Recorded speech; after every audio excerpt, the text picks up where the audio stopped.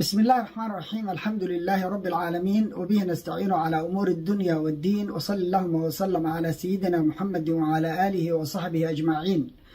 أسعد الله صباحكم ومساءكم ولياليكم أينما كنتم وحيثما حللتم. ولا سوماليد ملك جوجتان بإله سبحانه وتعالى دكوا ما يلو عدي دبنبك الله كقادو عدي دن له وفي انت باهن الله ديقو انت بوقتا الله بوكسي انت دمتي الله ونحريستو والدينتين الله ونحريستا نغير الله نوغا دبا نحريستو دالكا دينتا ددكا iyo dowladnimadaba Ilaahay subhanahu wa ta'ala inoo badbaadiyo. Kismaayo shir baa ka dhacay. Shirkaasi ma aha markii ugu horreysay uu Kismaayo ka dhaco, isagoo lid ku ah dowladda dhexe. ragga hadda fadhiya waa fadhiyeen, kuwa hadda xamar joogaana iyaantii hore waa fadhiyeen. shalay iyo maanta dowladda xasan sheekh waxay u tahay dabeecad in la yidhaha xasanow shalay maanta, xasanow shalay maanta. hadda waa kaas fiqi shalay isagoo Kismaayo ammaanayo leh waa gurigii, waa gogol hooyo, magaalada Kismaayo waa hooyo, waa meesha Soomaali la isugu keeni lahaa, halkaana insha allahu laga midaynay. intii uu lahaa bay kuwo kale hadda leeyihiin. حقو انت استاجا وحلي شريفو يا دد كاغا لوغو ديرين عبد الرحمنو يا دد خيرو يا دد كوا اوليها يا لوغو ديرين شلay goortay qoryaha wateen oo dadkooda leeynayeen geestu ka taagnaa. waa siyaasad gabigeedu bay igu shubaa, waji gabax male, xishood male. shalay waxaa sheegtay maanta yaan lagugu qaban male. ceeb weeye, waa fadeexad wax aan la arkin oo la maqlin oo ceeba ayay dadkan siyaasiyiinta la yiraahdo Soomaaliya dhex joogaan ila meerayso. isagoo maanta taagan bari baad u arkaysaa bari isagoo taagan bogox. waa kan waad arkayseen Mungab few months ka hor baa la magacaabay. Axmed Madoobe markuu isku caano shubay waa u hambaliyey. Axmed waa Axmedkii, Kismaayo waa Kismaayadii, gogosh waa isla gogoshii laftigeedii. raggii shalay fadhiyey intoodii kale waa fadhiyaan, inta hadda dowladda haysato unbaa ka maqan. iyaguna berri markii dowlad kala timaado waa ku soo biirayaan, meesha imaanayaan. Kismaayona saas iska ahanaysa. Madoobana inuu dhinto ma tegi maayo, sidaasuuna isugu caano shubaya wixiisa isagaa iskale. ma ujeeda waxa keliya oo rasmi ah oo aan isbedelin waa Madoobe. sidaasuu ahaa. dowladkii timaadaba waa la dirirayay, tii Shariif buu la diriray, tii Xasan buu la diriray, tii Farmaajo la diriray, tanuu la diriray. mid walba iyadaa dhammaanaysa isagoo rifayay tegaysa, isagoo caleemasaarkiisaasu dhiganayaa. iyagoo dhan waa u imaanayaan. intii imaan jirtay baa imaanaysa, intii mashxaradii jirtay baa ka mashxaradaysa. berina iyagoo dhinaca kale taagan oo qaylinaya aad arkaysaa. reer Muqdisho marka waxaan weydiinayaa, markuu fiqi warkaa idinkula hadlayo aad mashxaradaysaa, ma shalaa dhalateen? ma waxbaa idiin dhiman?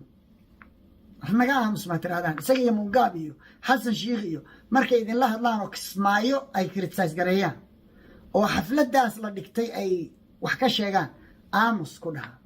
waa lagu oriyaa. wuxuu maqlayaa markaa ogaanayaa inuu dad la hadlayo ee uusan dugaag u sheekaynayn. dadkii Soomaalida ah intay milmeen oo liinbaxeen bay baaba'een.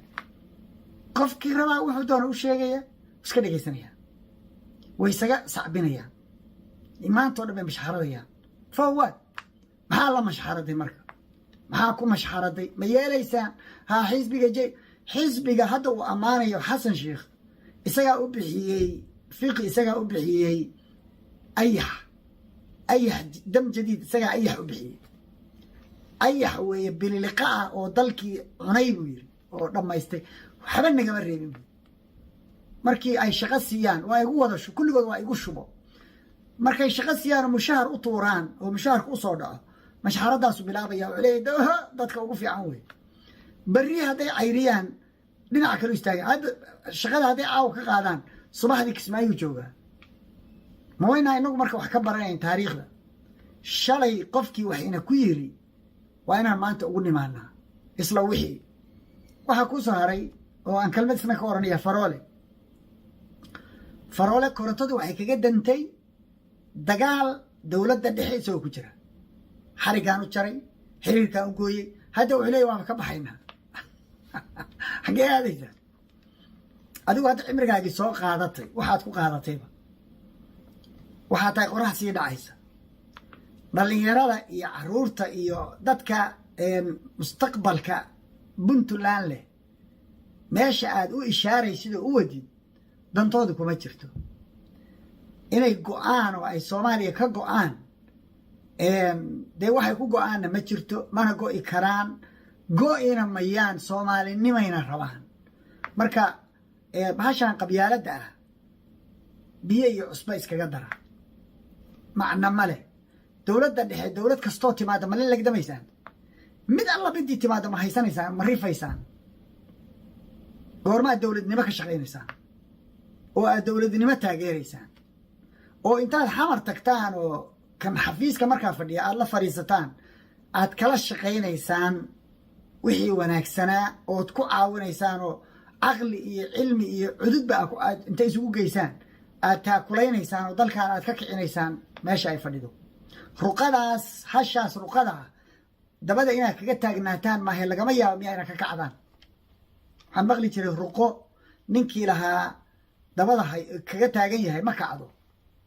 ma garanaysaa idinku haddaad saynta jiidaan oo hoos u riixdaan dowladnimada goormay kacaysaa oo dadku iyo dalku aysaan ka baxayaan dalkan dal nimco iyo barwaaqa taalla weeye dadkeeda ha baabi'inina hadda waxaa ku socda dhalan rog baa ku socda dalka dadkii waa la dhalan rogay dhaqankii waa la baaba'shay dhirtii waa la bedelay geedihii kulli GMO baa laga dhigay dhaqaalihii iyo cuntadii iyo wixii aynu ka samaysan jirnay waa la dhalan rogay khudaarta kuu baxday iyo miraha kuu soo go'ay dib uma beeran kartid waa inaad soo gadataa abuur goormaan abuur gadan jirin waxaanaan haysan jirnay rasmiga ah lama ogolayn in dibadda laga keeno abuur midkeenana in la dhoofiyo lama ogolayn dowlad baa jirtay dowladni baan haysanay dad baan ahayn nool innagoo gumaysi ka nimi oo baaba ka nimi baanu 1,000 jeer ka fiicnayn waxa hadda dowladdan loo ku sheegay marka sidaasaad u mashxaradaysaan kismaayo u taagnaanaysaan